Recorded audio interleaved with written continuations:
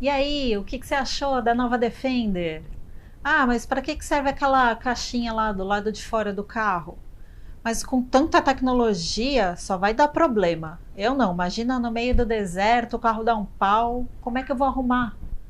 Ah, ficou com carinha de SUV, carrinho para ir no shopping. Prefiro a antiga. Estragaram o carro. Olha, eu cansei, já escutei de tudo. E pela pesquisa que eu fiz, a Land Rover tem boas respostas. Mas vou te contar todos esses detalhes e depois você me conta o que você achou, combinado? Só que para responder isso tudo, ficou impossível falar pouco sobre a nova Defender. Então eu decidi fazer uma série de vídeos. É um conteúdo especial que eu dividi em 4 partes. Assim fica mais fácil de entender e você assiste só o que te interessar. Mas eu já vou avisando. Eu já assisti tudo de vídeo que tem publicado e resolvi focar no que ninguém ainda falou. Eu quero que você entenda como e por que a Land Rover chegou nessa conclusão. Tudo tem um motivo. Nessa primeira parte, eu vou falar um pouco sobre o conceito que envolveu a criação dessa nova Defender. Como é que o design está diretamente ligado a esse conceito e, claro, que para tudo isso dar certo, teve que ser feita uma nova plataforma, que, por consequência, resultou em maior durabilidade. Esses são os tópicos da parte 1, que começa agora.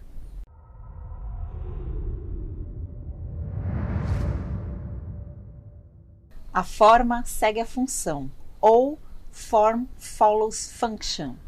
A frase célebre é do arquiteto americano Louis Sullivan, e ela define um dos mais importantes princípios do design funcionalista, que lá para os finais de 1910 criticava o ornamento e teve a escola de design Bauhaus como a maior influência desse tipo de pensamento.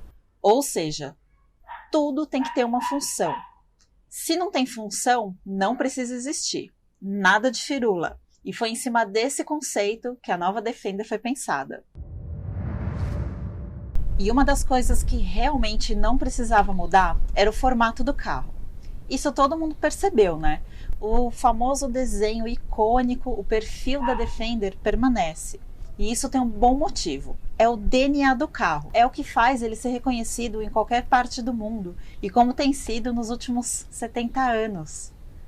E não foi só o perfil, mas as Alpine Lights, o teto chanfrado, a porta com abertura lateral, junto com o step, as rodas brancas de aço, o teto branco. Tudo isso vem lá dos primeiros séries. E na parte de dentro, muita coisa também foi mantida como referência. Mas, ao mesmo tempo, eles também mudaram muita coisa, porque o usuário de hoje é um usuário mais moderno. E ele entra no carro carregando já um monte de tranqueira, né? Carregando celular, notebook, filmadora. Ou seja, o carro tinha que mudar. Algumas das coisas que foram mantidas, por exemplo, é o piso de borracha, os parafusos expostos nas portas, o cube box como apoio de braço, a posição elevada do motorista e dos passageiros, que é uma posição que eles chamam de stadium, onde o passageiro está sempre numa posição privilegiada, tem uma boa visão. Isso foi mantido também. Já essa barra que tem no painel em frente ao banco do passageiro, que na Defender antiga serve para você segurar e se apoiar, aqui na nova Defender, ela é na verdade a travessa de reforço da carroceria. É a primeira vez na indústria automotiva que ela está sendo exposta no interior do veículo, mas continua com a mesma função, que é dar apoio para o passageiro. Para quem viaja ou usa o carro para levar equipamento de trabalho, o modelo hardtop tem um espaço de armazenamento embaixo do assoalho, com tranca e iluminação. Quem já teve coisa roubada de dentro do carro sabe como isso é importante. Mais um exemplo da genialidade do design aliado à funcionalidade. Que a Defender é um carro robusto, resistente e durável, a gente já sabe. Até porque, até hoje, ainda tem séries 1 e 2 rodando e Defender com mais de 30 anos dando volta ao mundo. Só que a Land Rover jura que esse carro vai durar 2 vezes mais que qualquer outro já produzido. O problema é que a gente não vai viver mais 70 anos para ver se essa nova ainda vai estar rodando, né? Quem sabe nossos filhos ou nossos netos estejam lá para ver. Mas vai ver, a pegadinha tá aí, né? Bom, o que eu posso fazer é te contar como é que a Land Rover planeja cumprir com essa promessa. Eles intensificaram muito os testes de durabilidade. Eles foram muito mais exigentes e levaram o carro ao limite mesmo. Os testes foram feitos em estradas péssimas, por um tempo prolongado e de maneira extrema. E mais, conduzido por motoristas nada simpáticos. Foram testes que duraram mais ciclos, com maior velocidade do que o habitual. Por exemplo, o teste de impacto, que antes era feito com alturas de 200 milímetros, foram feitos com alturas de 400 milímetros. Tem o teste de estradas onduladas, por exemplo, algo tipo nossa costela de vaca. Bom, ele foi feito com 300% de ciclos a mais.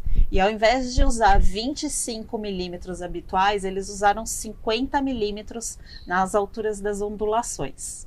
Fizeram testes também em países em desenvolvimento. Estrada ruim, né? A gente conhece. Não foi feito no Brasil. Mas eles aumentaram esses ciclos em 200% a mais. E a velocidade, que antes era de 50 km por hora, foi para 65 km por hora. Só que para não ficar só com os testes dentro de fábrica, eles foram muito mais além. Pegaram um dos protótipos e enviaram ele para o Quênia, no Borana Conservancy. Ele foi testado dentro de um projeto que chama Tusk Trust, que há mais de 15 anos já é parceiro da Land Rover. Eles têm um trabalho incrível na proteção da vida selvagem, mas especialmente com elefantes e rinocerontes. Bom, eles pegaram o carro, levaram para uma área que eles têm, que é mais ou menos 15 mil hectares de floresta. E dentro dessa área, eles atravessavam o rio, carregavam cargas e suprimentos por toda a área da reserva. Enfim, provaram e comprovaram do que o carro é realmente capaz. Capaz? A carroceria de alumínio é uma peça única, chamada de monobloco. E ela foi designada D7X. Esse X é de Extreme.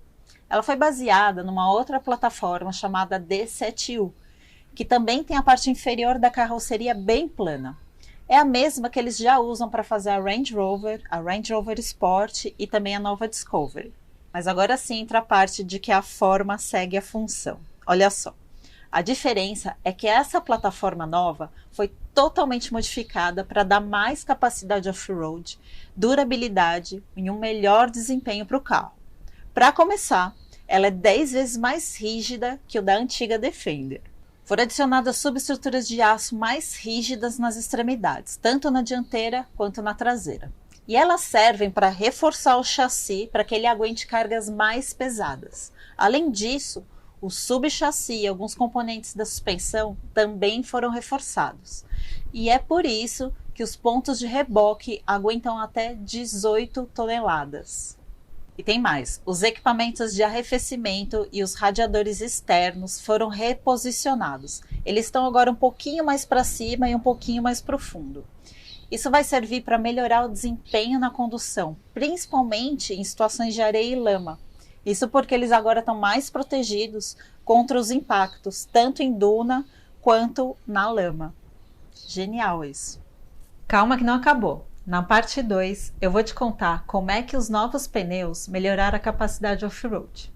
Um novo sistema de freios que vai mudar completamente a sua maneira de dirigir.